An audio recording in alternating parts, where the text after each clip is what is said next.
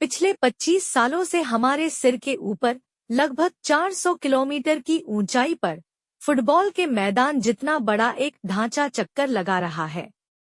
इसे हम international space station यानी ISS के नाम से जानते हैं। यह सिर्फ धातुओं का एक टुकड़ा नहीं है, बल्कि इंसानी काबिलियत का सबसे बड़ा सबूत है। लेकिन अब इस गौरवशाली सफर का अंत होने वाला है। नासा ने ऐलान कर दिया है कि वह इस विशालकाय स्टेशन को अंतरिक्ष से गिराकर समुद्र में दफन कर देगा। पर सवाल यह है कि आखिर क्यों?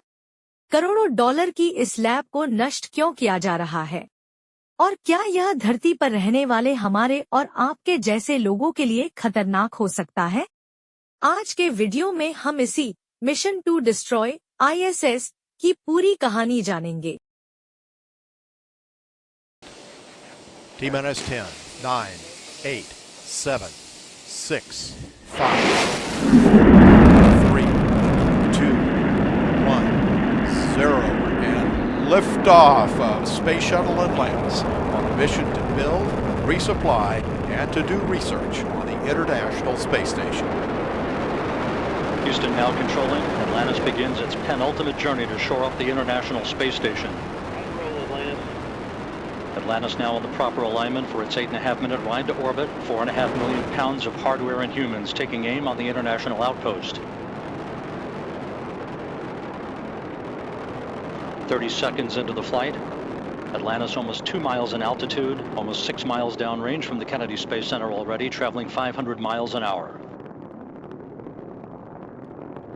The 3 liquid fuel main engines now throttling back to 72% of rated performance, going into the bucket, reducing the stress on the shuttle as it breaks through the sound barrier. दोस्तों, आपके मन में पहला सवाल यही आएगा कि क्या ISS खराब हो गया है? देखा जाए तो ISS की शुरुआत 1998 में हुई थी। तब से लेकर आज तक इसने अंतरिक्ष के बेहद खतरनाक माहौल को झेला है। हर 90 मिनट में यह स्टेशन सूरज की भीषण गर्मी और फिर जमा देने वाली ठंड से गुजरता है। इस थर्मल स्ट्रेस की वजह से इसकी दीवारों और जोड़ों में अब दरारें आने लगी हैं। नासा और उसके साथी देशों का मानना है कि 2030 तक यह स्टेशन बूढ़ा हो जाएगा। इसे और अधिक समय तक ऊपर रखना किसी बड़े हादसे को दावत देना होगा। इसीलिए इसे सुरक्षित तरीके से रिटायर करने का फैसला लिया गया है। इतने विशाल ढांचे को, जिसका वजन करीब 4 लाख किलोग्राम से भी ज्यादा है, धरती पर गिराना कोई आसान काम नहीं है। अगर यह अनियंत्रित होकर गिरा तो किसी भी बड़े शहर को तबाह कर सकता है। इसे कंट्रोल करने के लिए नासा ने एलोन मस्क की कंपनी स्पेसएक्स को चुना है। स्पेसएक्स एक खास तरह का यान बना रहा है जिसे US डिऑर्बिट व्हीकल कहा जा रहा है। यह एक तरह का स्पेस टगबोट होगा। इसका काम होगा ISS को धक्का देकर उसकी ऊंचाई कम करना। धीरे धीरे यह यान ISS को धरती के वातावरण की ओर धकेलेगा। यह प्रक्रिया बेहद सटीक होनी चाहिए। एक छोटी सी गलती और पूरा मिशन फेल हो सकता है। अब बात करते हैं उस पल की जब ISS धरती के वायुमंडल में प्रवेश करेगा। जैसे ही स्टेशन हवा की घनी परतों से टकराएगा, घर्षण यानी फ्रिक्शन की वजह से इसका तापमान 3000 डिग्री सेल्सियस तक पहुंच जाएगा। इसकी सोलर प्लेट्स, लंबे हाथ और बाहरी हिस्से जलकर खाक हो जाएंगे।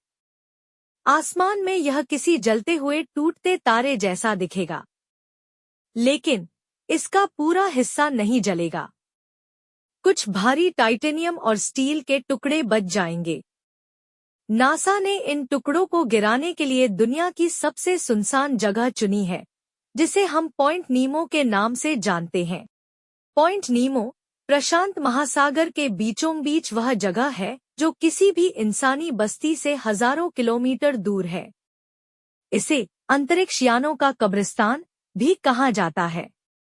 यहीं पर ISS अपनी आखिरी सांस लेगा और समंदर की गहराइयों में समा जाएगा। ISS के जाने का मतलब यह नहीं है कि अंतरिक्ष में इंसानों का काम खत्म हो जाएगा। नासा अब खुद का स्टेशन बनाने के बजाय प्राइवेट कंपनियों जैसे एक्सियोम स्पेस और ब्लू ओरिजिन की मदद कर रहा है। भविष्य में अंतरिक्ष में कई छोटे छोटे कमर्शियल स्टेशन होंगे जहां वैज्ञानिक रिसर्च करेंगे और शायद टूरिस्ट भी जा सकेंगे। हम एक ऐसे दौर में कदम रख रहे हैं जहां अंतरिक्ष सिर्फ सरकारों का नहीं बल्कि आम कंपनियों की पहुंच में भी होगा। दोस्तों, इंटरनेशनल स्पेस स्टेशन ने हमें सिखाया कि जब दुनिया के देश एक साथ आते हैं तो हम क्या कुछ हासिल कर सकते हैं। यह मानवता की एकता का प्रतीक है। 2030 में जब यह गिरेगा तो यह एक युग का अंत होगा, लेकिन नई संभावनाओं की शुरुआत भी। आपको क्या लगता है? क्या ISS को बचाए रखने का कोई और तरीका हो सकता था? अपने विचार कमेंट्स में जरूर बताएं। अगर आपको यह जानकारी पसंद आई तो वीडियो को लाइक करें और अंतरिक्ष से जुड़ी ऐसी ही मिस्ट्रीज के लिए हमारे चैनल को सब्सक्राइब करें। मिलते हैं अगले वीडियो में। धन्यवाद।